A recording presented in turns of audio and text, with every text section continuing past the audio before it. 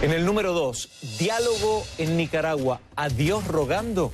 La iglesia nicaragüense anunció por medio de un comunicado que no participará de la mesa de diálogo abierto entre el gobierno y la Alianza Cívica. No obstante, la conferencia episcopal dijo que acompañará el proceso ejerciendo, y voy a citar, su misión profética dedicándose a la oración. Pero el anuncio ya tuvo consecuencias. Y es que esta noche la Alianza Cívica por la Justicia y la Democracia informó que este fin de semana va a reconsiderar su participación en la mesa de negociación con el gobierno. Y en el número 1, Venezuela, un régimen a oscuras. El país bate el triste récord de haber sufrido el mayor corte eléctrico nacional de su historia. Los venezolanos acostumbrados a este tipo de incidencias no habían vivido una suspensión del servicio por tan largo tiempo. Hoy se reportó que en algunas zonas del país, Venezuela, se restableció parcialmente el servicio, pero solo por unas pocas horas. El apagón no solo está afectando el día a día de los venezolanos, los hospitales están en una situación precaria. Imagínense, fallas en las telecomunicaciones también y el cierre de comercios y negocios que afectan negativamente a una economía ya de por sí destruida. Maduro insiste en que la falta es fruto de un sabotaje orquestado por Estados Unidos en la connivencia con la oposición venezolana. Eso sí, no ha informado de las razones de por qué no se ha restaurado el servicio. ¿No encuentra Maduro el interruptor? Este es nuestro primer tema de hoy, que profundizamos en los hechos. Les pido que a partir de este momento me acompañen utilizando la etiqueta Conclu Apagón VZLA, Conclu Apagón Venezuela. Recuerden que leemos en Twitter @ArduinoCNN y por supuesto le pueden escribir a @soyfdelrincón. Fernando del Rincón, el conductor titular de este programa. A esta hora, gran parte de Venezuela sigue a oscuras. El apagón que dejó sin electricidad, escuchen, a más del 70% del país, se prolonga ya por más de 24 horas. En ese tiempo se registró el restablecimiento del servicio en varias ocasiones, pero siempre ha sido por periodos muy breves. Pasados unos minutos, la luz vuelve a irse. El motivo exacto no se conoce aún.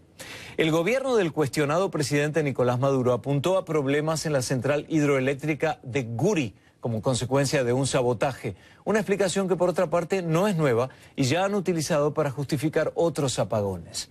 El chavismo dice que hay una guerra eléctrica impulsada por Estados Unidos. Una explicación muy distinta ofrece el entorno de Juan Guaidó, quien se declaró presidente interino de Venezuela hace más de un mes.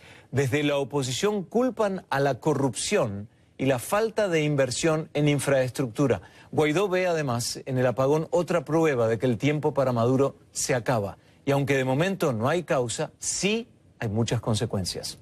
El apagón paralizó al país. Maduro ordenó la suspensión de las actividades escolares y laborales. El transporte público, como el metro de Caracas, no funcionó. Muchos hospitales trabajan bajo mínimos, con los riesgos que esto implica. Otros, sin generadores, cerraron sus puertas. Los comercios importantes regalaron alimentos antes de que se descompusieran. Vamos a conocer la situación a esta hora y conectamos por ello en vivo con mi compañera Osmari Hernández, que está en Caracas. Osmari, ¿tuviste la oportunidad de salir en las últimas horas, por ejemplo, y ver qué pasó? ¿Qué viste? Guillermo, buenas noches. Justamente quisiera mostrarte a esta hora cuál es la imagen de la capital venezolana a esta hora. Es la segunda noche de penumbra, pero ya suman más de 29 horas sin servicio eléctrico estable en la mayor parte del país. Guillermo, y te voy a mostrar un poco cuál es la estampa de la ciudad a esta hora, cuando son las 10 de la noche pasadas, hora local. Unos sectores que se ven completamente oscuros y en otros ya observamos cómo se ha restituido el servicio eléctrico. En algunos casos, como tú bien lo decías, llega y se vuelve a ir. No sabemos si estos sitios donde ya tienen servicio eléctrico va a permanecer o si pueden sufrir una nueva interrupción, como ha ocurrido desde aproximadamente las 2 de la tarde. Hay algunos sectores que sí han tenido electricidad de manera ininterrumpida. Además es importante destacar que no solamente muchas personas se van quedando sin electricidad, sino que esto trae como consecuencia que también se quedan sin agua, porque las bombas de agua funcionan también de manera eléctrica, así que pues vienen las dos consecuencias. Agua potable tampoco hay, así que en los pocos expendios que están abiertos la gente se ha agolpado para comprar algunos insumos, fundamentalmente agua para poder llevar las próximas horas, pues no se sabe cuándo podría finiquitar esta situación. Otra de las cosas que hemos observado es que algunas personas se han ido hasta hoteles que cuentan con plantas eléctricas para poder sobrellevar la situación, especialmente gente con niños pequeños, también gente de la tercera edad, así que los hoteles en Caracas en este momento están bastante congestionados y en modo ahorro con las plantas eléctricas. De las mayores preocupaciones, Guillermo, en tiempos de hiperinflación, de escasez, es las personas con sus refrigeradores, los que han logrado comprar carne, pollo, pescado, tenerlo en su refrigerador como una forma de ahorro también, pues en este momento están muy preocupados de que esto se les pueda dañar. Justamente nuestro compañero Jorge Luis Pérez visitó unas residencias para conocer cómo se vive dentro de una casa en la situación de la interrupción del servicio eléctrico. Vamos a ver parte de lo que le dijeron. Señora Mari, yo veo que ustedes aquí hay por lo menos 7 niños que he contado. Más de 7 niños tenemos aquí. ¿Cómo han hecho? De mis nietos y eso. Mira, ya no hayamos... Por ejemplo, el bebecito de meses, a él se le hace su ollita de tetero, la que se le vaya haciendo en el día. Ya se nos ha dañado 2 ollas de tetero al no tener luz. ¿Por qué? Porque nos tenemos que meter en la nevera, ¿verdad? Si no hay luz, ¿cómo hacemos? ¿Quién nos va a pagar ahora ese alimento? Mira, de hecho, mira la nevera. Está perdiendo el agua. Al no haber luz, está descongelada. Está descongelado. Todo eso se me pierde, la carne, el pollo, todo se pierde.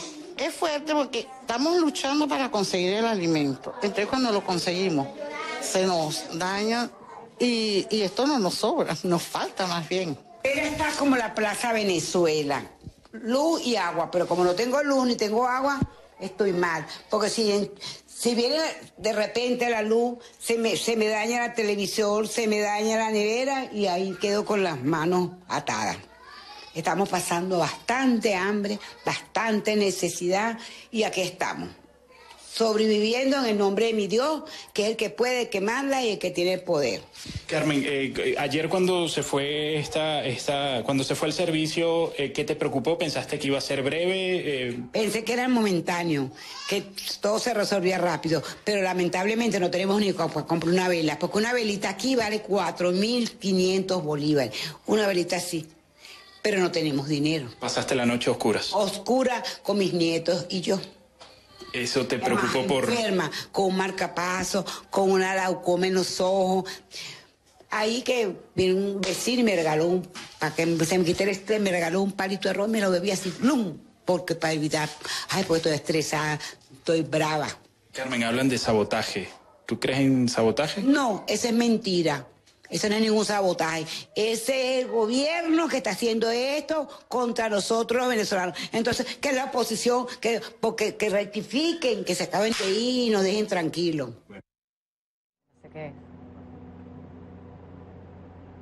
Bien, esto en momentos cuando pues una de las principales quejas de los venezolanos es que no consiguen el alimento y en este momento se están perdiendo muchos de los insumos que la gente ha podido almacenar en sus refrigeradores. También, pues justamente por esto, algunos establecimientos de expendio de alimentos salieron a regalarlos, estos tipos de alimentos que requieren refrigeración, pues ante el riesgo de que se dañaran, preferían regalarlo. De hecho, nos regalaron algunos jugos en un establecimiento, luego de que el dueño decidiera pues simplemente no dejarlos perder.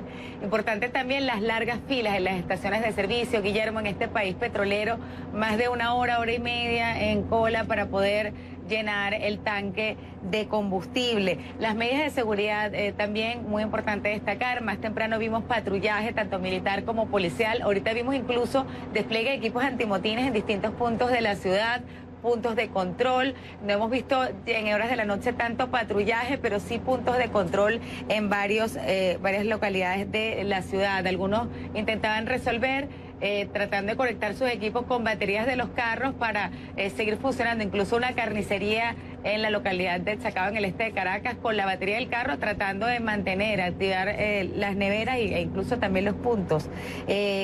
Lo que más preocupa, sin duda, Guillermo, en este momento, la situación de las clínicas, la situación de los hospitales y en particular por aquellos pacientes que requieren diálisis, que están conectados a alguna máquina y que de ella depende su vida. Recorrimos centros de salud tanto públicos como privados y en ambos están pasando dificultades en este momento. En la mayoría de los casos hay unos como la maternidad infantil Hugo Chávez, no está recibiendo emergencia y es que no cuentan con servicio eléctrico o simplemente tampoco tienen planta eléctrica. El JM de Los Ríos sí tiene la planta eléctrica, sin embargo tiene bastante limitado su servicio, y en el caso de un centro de salud privado que visitamos en San Bernardino, nos decían que solo están recibiendo casos con riesgo vital, pues están tratando de rendir el uso de la planta eléctrica. Así que la normalidad no ha llegado a Caracas, ha habido molestias, han sonado las cacerolas, también insultos se escuchan en medio del silencio y la oscuridad contra Nicolás Maduro, y hasta ahora, de hecho, tenemos información de protestas en el oeste de la ciudad, específicamente en la localidad de Caricuao. Guillermo. Precariedad es la palabra, en un estado de precariedad en este momento. No le conviene al gobierno para nada, porque la gente debe estar muy pero muy enojada. Vamos a seguir de cerca el tema de los hospitales. Osmaría Hernández, gracias por el reporte. El gobierno de Maduro quiere encontrar en Estados Unidos la causa del apagón. Ahora, en Washington, las reacciones no se hicieron esperar. Desde la administración Trump y desde el Congreso han rechazado las teorías del sabotaje. Vamos con Ione Molinares para las reacciones. La administración del presidente Donald Trump no se ha quedado callada ante la acusación del cuestionado presidente de Venezuela, Nicolás Maduro. El secretario de Estado, Mike Pompeo, rechazó que Estados Unidos tenga la culpa del apagón generalizado en Venezuela y en un tuit indicó que el apagón y la devastación que están lastimando a los venezolanos de a pie no se debe a Estados Unidos, no se debe a Colombia, no es por Ecuador o Brasil, Europa o ningún otro lugar. Los apagones y la hambruna son el resultado de la incompetencia del régimen de Maduro. Y en 2 tuits más advirtió: las políticas de Maduro no traen sino oscuridad, no comida, no medicina, ahora no luz. Lo siguiente, no Maduro. Mientras tanto, el enviado especial de Estados Unidos para Venezuela, Elliot Abrams, redobló los ataques del secretario de Estado, al tiempo que advirtió sobre más sanciones y restricciones de visados a funcionarios del gobierno de Maduro en los próximos días. Dijo que Estados Unidos no conoce las causas del problema eléctrico que ha tenido Venezuela a oscuras por 2 días. El apagón nacional en toda Venezuela es un recordatorio de que la otrora muy sofisticada infraestructura ha sido saqueada y dejada al deterioro bajo el gobierno desastroso de Maduro. Para los venezolanos es mucho más que una inconveniencia. Afecta a la seguridad en un país que ya es peligroso. En el Congreso, legisladores que manejan asuntos latinoamericanos rechazaron los señalamientos de Maduro. El senador republicano Marco Rubio respondió a la acusación directa del ministro de Comunicaciones de Maduro este jueves. Menos de 3 minutos después de que se diera el sabotaje criminal técnico contra nuestro sistema de generación en Guri, aparece el dueño de los lacayos de la violencia aquí, el señor Marco Rubio, publicando un tuit donde decía: se queda sin suministro eléctrico Venezuela. Rubio usó el sarcasmo en su cuenta de Twitter para sacudirse de las acusaciones con imágenes como esta, en la que dice que hace unas pocas semanas el régimen de Maduro culpó a unas iguanas por causar un largo apagón. Ya recibimos el primer video de lo que causó el apagón sin precedente de esta noche en Venezuela. En otro, acusa a Maduro y a su familia de robar todo el dinero que debieron haber invertido en mantenimiento del tendido eléctrico. El enviado especial negó que las sanciones que está imponiendo Estados Unidos tengan algo que ver con los problemas de abastecimiento eléctrico. Estados Unidos no causó esos problemas, la comunidad internacional tampoco. El régimen causó esos problemas. Estados Unidos no tiene nada que ver por su falta de atención en la infraestructura eléctrica, por ejemplo. Una situación que, según algunos expertos, ya se veía venir. Expertos también advierten que si los problemas de infraestructura están creando asuntos como los apagones, la recuperación en Venezuela tomará mucho tiempo y requerirá de una profunda inversión y compromiso de la comunidad internacional. Ione Molinares, CNN, Washington. Y mientras Caracas y Washington cruzan este tipo de acusaciones, los venezolanos sufren obviamente las consecuencias. La situación es crítica en los hospitales. Durante el día se registraron Decenas de emergencias médicas que, según reportes locales y testimonios de familiares, no pudieron ser atendidas debido al apagón nacional. Kay Guerrero se suma a esta edición de Conclusiones en Vivo. ¿Cómo estás, Kay? Hola, Guillermo, buenas noches. Buenas noches. Así es, el apagón nacional que afecta a Venezuela ya cumple unas 29 horas en algunas partes del país y todavía se desconoce cuándo será restablecido el servicio. Pero creo que es muy importante dejar claro que la falla eléctrica no comenzó el día de ayer. La infraestructura eléctrica en Venezuela ha estado en decadencia desde hace muchos años e incluso el capítulo venezolano de Transparencia Internacional publicó un amplio reporte en noviembre de 2018 asegurando que el déficit de energía comenzó en Venezuela en el 2018, es decir, hace aproximadamente unos 11 años. Esto fue durante la presidencia de Hugo Chávez y rápidamente se agudizó tras la nacionalización total del sector eléctrico mediante la formación de Corpoelec, que es la Corporación Eléctrica Nacional Venezolana. Para el 2010, el Estado tenía el control total del sistema eléctrico y el declive, asegura este reporte, no tardó en hacerse evidente. Ese mismo año, Chávez declaró una emergencia eléctrica en todo el país, autorizando millonarios recursos para inversión y mantenimiento. Según Transparencia Capítulo Venezuela, más de 40 proyectos fueron adjudicados por un valor de unos 37.000 millones de dólares, pero en todos los casos, cita el documento, se detectó sobreprecio. Además, el número de empleados se duplicó entre el 2001 y el 2016, esto sin representar algún tipo de mejoras. Pero pese a esta millonaria inversión, actualmente se reporta uso de tecnología obsoleta en Venezuela, falta de mantenimiento, compra de equipo que no es necesario, desfalco y también corrupción.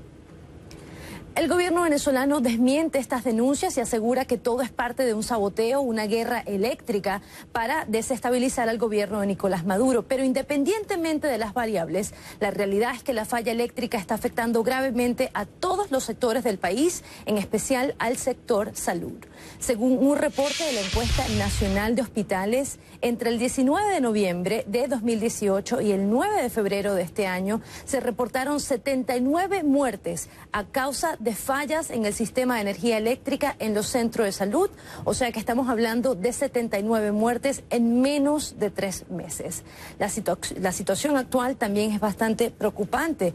Durante todo el día hemos hecho un esfuerzo para conversar con reporteros locales que han visitado algunos hospitales del país y también con diputados de la Asamblea Nacional y nos informan sobre la muerte de varias personas producto del apagón. Sin embargo, no podemos confirmarlo de manera independiente, pero por ejemplo, el diputado José Manuel Olivares reporta que un menor de edad habría perdido la vida en el Hospital Magallanes de Catia y otro en el JM de Los Ríos. Ambos hospitales están en Caracas. También hemos hablado con varios padres que han reportado la situación en algunos hospitales. Escuchemos.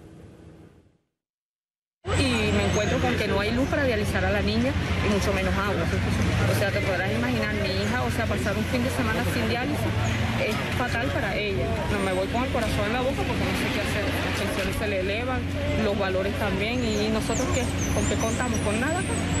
Y en este país, como estamos en la situación, y aquí nadie se aboca a la realidad que estamos viviendo. ¿Y el presidente dónde estará? Bien tranquilo en su Miraflores, echándose aire, porque me imagino que sí él debe tener luz y tiene salud garantizada, pero nosotros, los hijos de nosotros, no. Aquí nosotros luchamos con las uñas.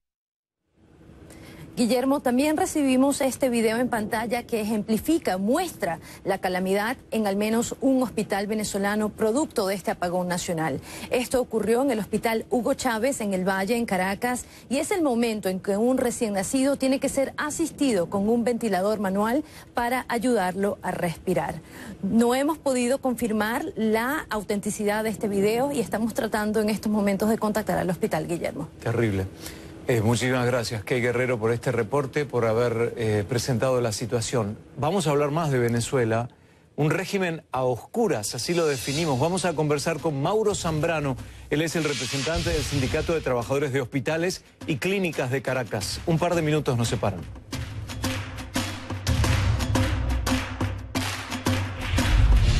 Mariel en de verdad. Una situación. Le doy doy la bienvenida a Mauro Zambrano. Él es representante del Sindicato de Trabajadores de Hospitales y Clínicas de Caracas. Él está en Caracas, Venezuela. Mauro, me imagino la situación es súper crítica. ¿No todos los hospitales o las clínicas cuentan con un sistema de generación propia de electricidad? Hola, bueno, saludos. Hola. Saludos, Guillermo. ¿Me escuchan? Sí, perfecto, adelante. Sí, bueno, fíjate, sí, difícil la situación hoy en el apagón, de verdad, más o menos lo que se ha sabido y lo que nosotros los trabajadores hemos logrado, pues, laborar, porque es difícil cuando no hay luz. Estamos hablando de que no funciona el transporte en Venezuela. Trabajadores, pues, heroicos que se logró llegar a los centros de salud de verdad de una manera muy difícil. Sin embargo, por ejemplo, en un hospital como el Algodonal, la terapia pediátrica tiene 15 días totalmente cerrada. El hospital periférico de Catia presentó fallas en la planta eléctrica. En el periférico de Coche tienen 4 meses cerrados por una falla eléctrica. En el hospital Magallanes nos encontramos con un fallecido, en el hospital universitario con un fallecido, a pesar de que en los dos funcionaron las plantas. También hubo algunas fallas. En el hospital de niños hubo un fallecido. En la maternidad Concepción Palacio, netamente normal. Y en el hospital Miguel Pérez Carreño murió una bebé prematura de 7 meses aproximadamente a la 1 de la mañana.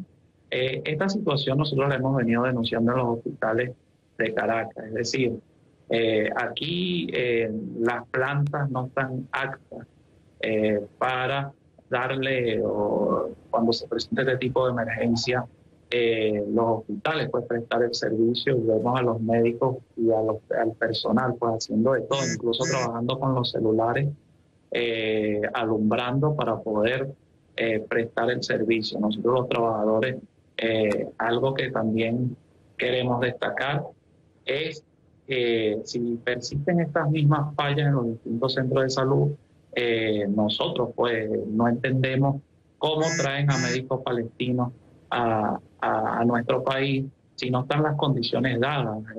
Tenemos los hospitales con los quirófanos en más de un 80% dañados, los equipos médicos no funcionan. Estamos hablando de que en Caracas solo un solo tomógrafo está en funcionamiento, la infraestructura totalmente deteriorada de nuestros centros de salud, y en este caso el usurpador Nicolás Maduro no le busca solución a la problemática que nosotros hemos presentado. ¿Con quién, Mauro, con quién tienen ustedes diálogo en cuanto a quién poder manifestarle esta circunstancia? ¿Directamente a los directores de los hospitales, de las clínicas, o realmente no hay una fluidez con ellos? Eso por un lado. Y por el otro, por todo lo que, Mauro, nos estás contando, probablemente mañana sea peor que hoy.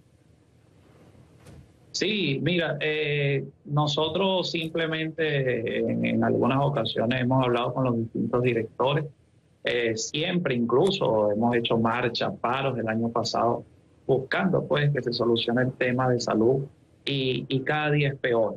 Nosotros hemos buscado miles de fórmulas para que se solucione el problema, incluso hemos protestado de las distintas formas y no se soluciona, y es por ello que hoy los trabajadores de la salud estamos claros en lo que queremos. Estamos claros que para que tengamos un sistema de salud digno es necesario un cambio político en el país, porque ya no soportamos, pues, que seguir ver a los pacientes morir en nuestros hospitales como está sucediendo hoy en día, y que, claro, cada día es peor. Es necesario decirte que a pesar de todo lo que hemos hecho, estábamos en una crisis. Ahorita yo podría hablar que estamos en una emergencia humanitaria, claro, porque no hay las condiciones. Y bueno, necesarias. ahí, Mauro, está claro cuando dices que tienen un tomógrafo para toda la ciudad. Ahí ya está claro, es una emergencia. Eso es una emergencia humanitaria, médica, de salud pública. ¿Cómo hacen, Mauro, y esta es la pregunta final, ustedes como seres humanos, cuando se enfrentan a una madre, a un paciente y no lo pueden atender, qué repercusión tiene eso en ustedes como profesionales y como seres humanos?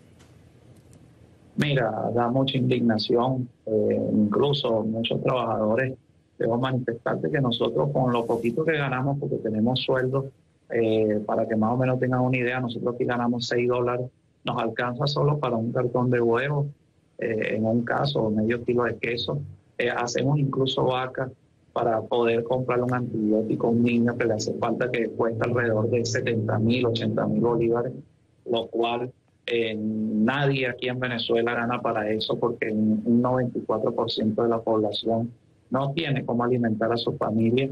Y bueno, esas situaciones nosotros las vimos en los hospitales. Sin embargo, con lo poquito que tenemos entre todos, buscamos ayudar a las personas con fundaciones que hoy en día están aquí en el país y buscan la manera de ayudar.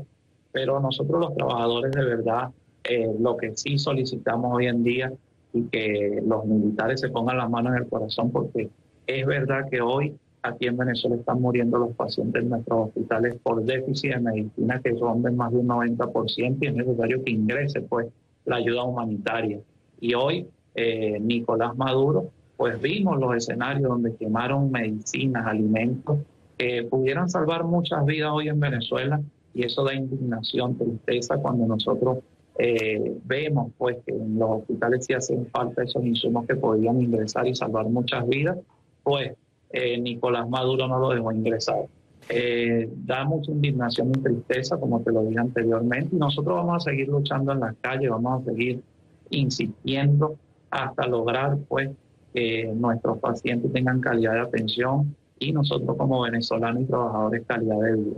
De esas imágenes que con palabras nos cuenta Mauro Zambrano, las vio el mundo entero, las vimos todos, porque todos nos hicimos eco de esas instancias donde se quemaba ayuda humanitaria, comida, elementos de farmacia, insumos, e indignó al mundo entero.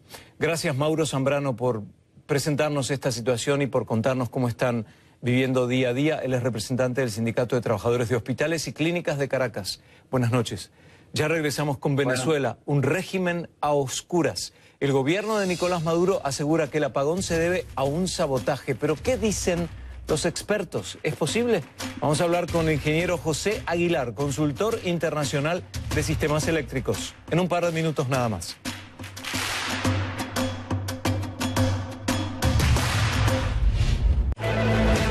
Realidades en contexto.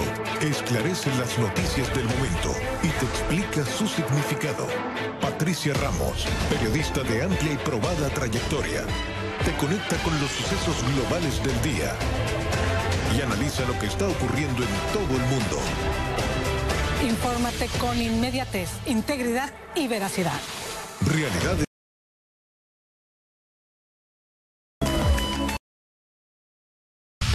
En pocos días se va a presentar una delegación, se va a presentar a Venezuela una delegación de la alta comisionada de Naciones Unidas para los Derechos Humanos, Michelle Bachelet. A ellos les vamos a llevar las pruebas, las confesiones de estos criminales. A ellos les vamos a llevar la denuncia para que el mundo de bien clame por respeto a los derechos humanos en Venezuela. Y un derecho humano fundamental es el derecho a la paz, señor Pompeo, señor Rubio, señor John Bolton, señor Elliot Abrams y sus lacayos que aquí viven. Tenemos derecho a la paz. Tenemos derecho a ejercer libremente la vida democrática de Venezuela. Ustedes no tienen derecho a apagar el sistema eléctrico nacional, no lo tienen, ni aquí ni en ninguna parte del mundo. Es un evento criminal. Y por eso los vamos a denunciar ante todas las instancias internacionales con las pruebas de vida. Le doy la bienvenida al ingeniero José Aguilar, él es consultor internacional de sistemas eléctricos. José lo conoce a Jorge Rodríguez, sabe quién es, ¿no? Yo conozco del personaje, pero no he tenido la oportunidad.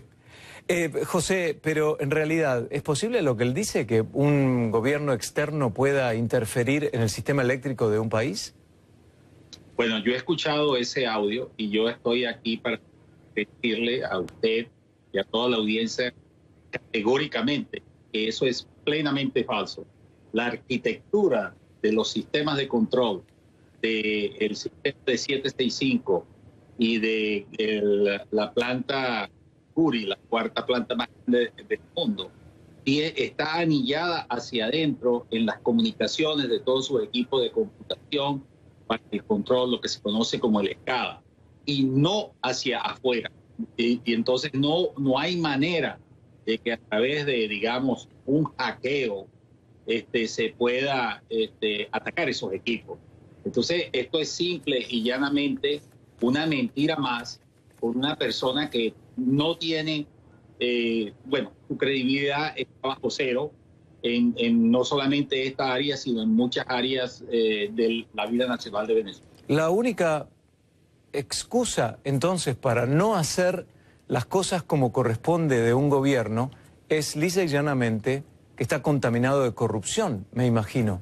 Porque con los recursos naturales que Venezuela tiene, ¿qué mejor para un gobierno que hacer las cosas bien, utilizar los recursos públicos y mantener a su pueblo contento? Es decir, evidentemente la respuesta de todos estos problemas está en la corrupción sistémica. Como dijo, por ejemplo, Elliot Abrams, dijo, la muy otrora sofisticada infraestructura de Venezuela. Significa, no es más sofisticada. Usted que la debe haber conocido, ¿así es? Así es. Venezuela tenía, antes de la llegada de la revolución al poder, en el año 1999, uno de los sistemas de vanguardia eléctricos en la América Latina. Desde 1999, y esto suena fácil decirlo para un así, pero se han dedicado más de 100.000 millones de dólares para el sector eléctrico de Venezuela homologados al año 1998. Eso es una inmensa cantidad de dinero.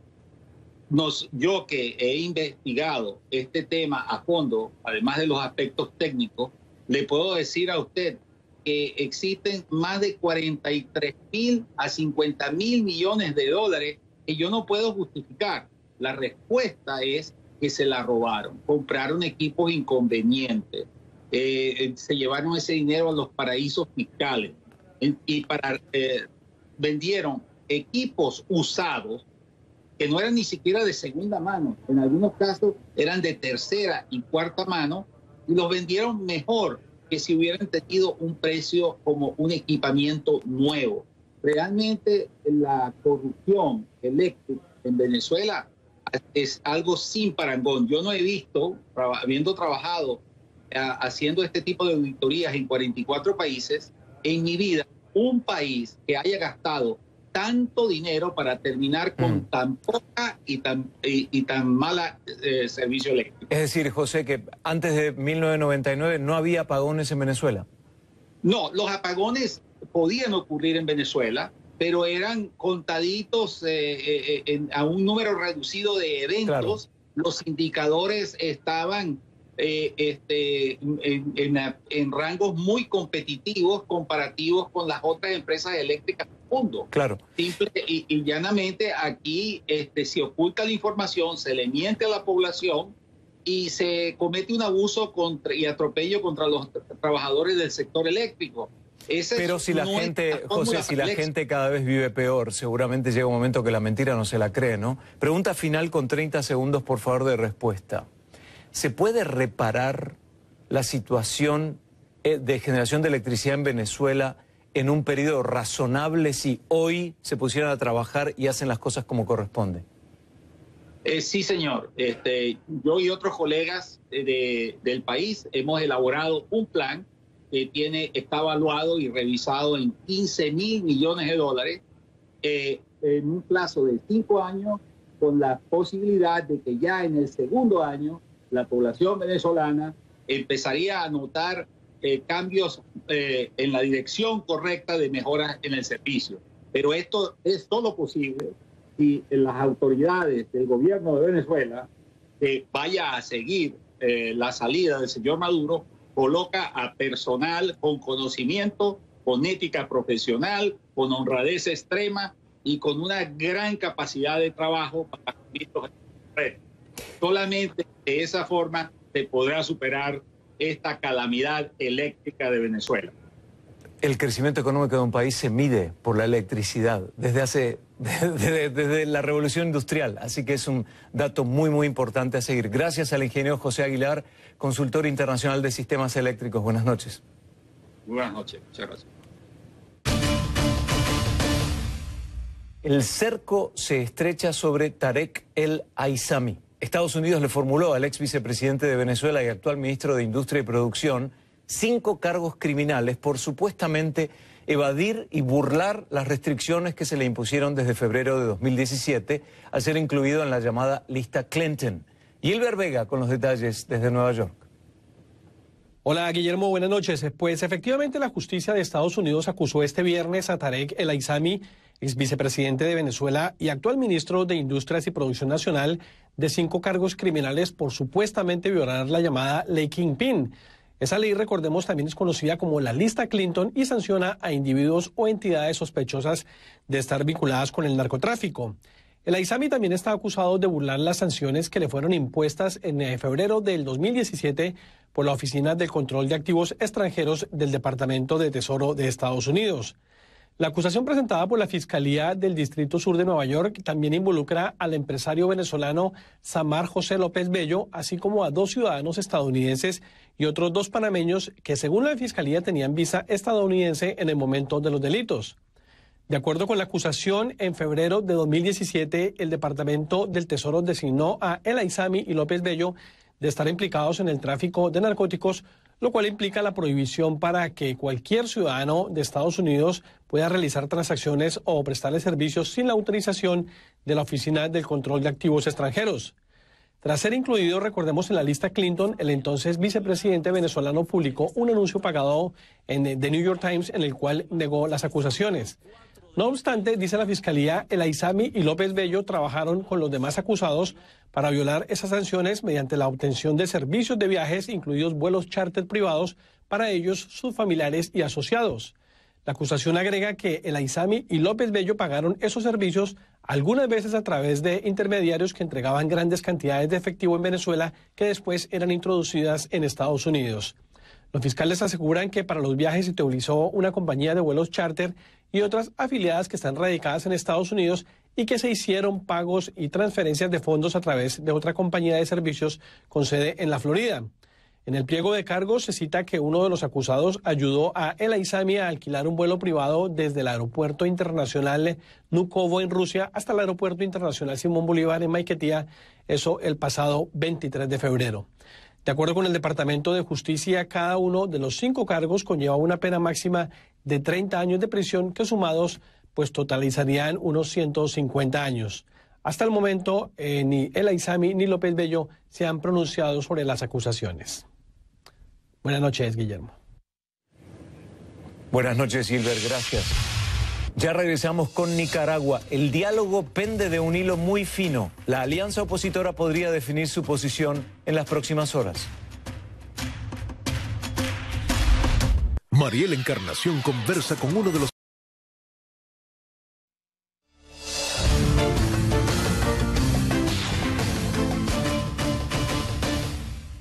Les pedimos que a partir de este momento nos sigan utilizando la etiqueta Conclu Diálogo Nica. Conclu Diálogo Nica. Recuerden que en Twitter pueden comentar @ArduinoCNN y @SoyFDelRincón.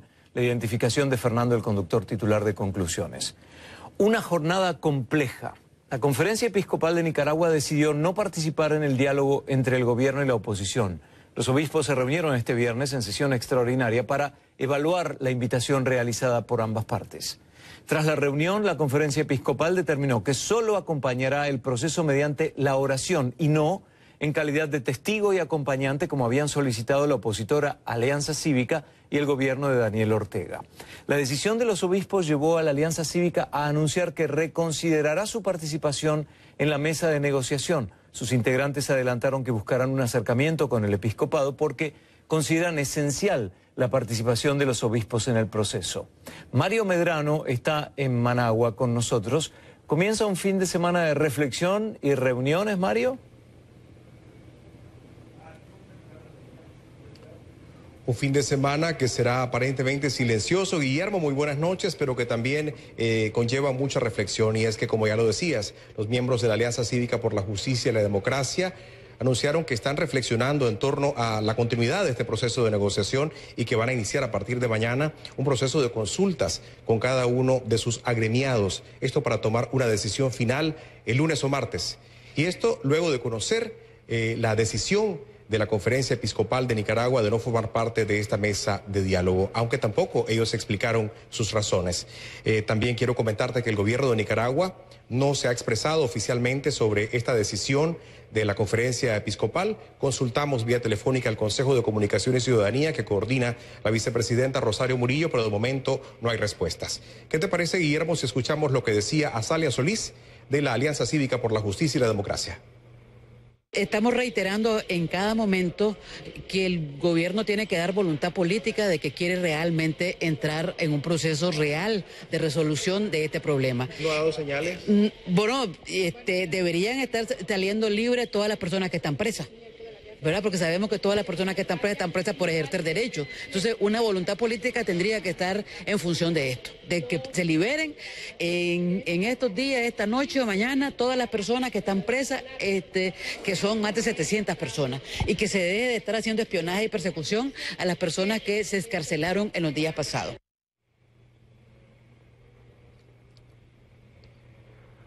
Familiares de manifestantes detenidas planteaban ayer su preocupación porque 8 de ellas iniciaron una huelga de hambre hace 10 días y su salud puede complicarse. Esto es en el penal La Esperanza. Guillermo, pero retomando un poco el tema de la Conferencia Episcopal, en su comunicado ellos expresan, y cito, deseamos que este esfuerzo llegue a una buena meta e informamos que hemos respondido a la carta recibida comunicando a los participantes que no estaremos presentes físicamente en el foro de las negociaciones, pero que acompañaremos a la patria, ejerciendo nuestra misión profética y dedicándonos a la oración y al ministerio de la palabra. Como ya seguramente recuerdas, Guillermo, este proceso de negociación inició el pasado 27 de febrero tras un llamado público que hizo el presidente Ortega, en donde decía que se debía retomar unas negociaciones para el entendimiento y la paz, pero que no habría medios de comunicación y por supuesto sería con un número reducido de personas. Esto para resolver la crisis sociopolítica que vive Nicaragua desde abril de 2018 y que ha dejado 325 fallecidos según la Comisión Interamericana de Derechos Humanos, mientras el gobierno reconoce 199 muertos. Guillermo. Eso al pie de la pantalla lo resumimos como el diálogo que pende de un hilo. Lo seguiremos de cerca este fin de semana. Gracias, Mario Medrano, desde Managua. Pausa y volvemos.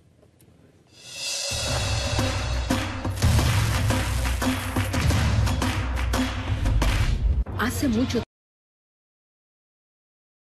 en Caracas, porque en Caracas algunas zonas tienen luz, pero en los demás estados estamos totalmente oscuras. El interior siempre ha sufrido y padecido más que la capital.